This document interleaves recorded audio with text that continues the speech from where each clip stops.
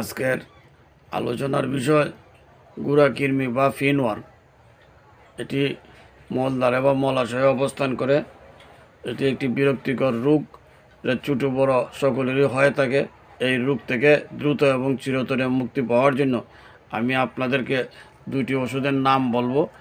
এই দুইটি ওষুধ থেকে যে কোনো একটি ওষুধ সেবন করলে আর আপনাকে গুড়াকৃমির কষ্টে ভুগতে হবে না। এখন আমি আপনাদেরকে ওষুধগুলো দেখাচ্ছি। এই আলবেন্ডাজল গ্রুপের একটি ওষুধ, আলবেন ডিএস, এসকেপ ফার্মাসিউটিক্যাল কোম্পানির। একটি ট্যাবলেট চুষে খাবেন। খাওয়ার পরে অথবা আপনি যদি 3 দিন খেতে পারেন, সুলাস 6টি ট্যাবলেট একজনের ডোজ, সকালে একটা রাত্রে একটা গিলে খাবেন।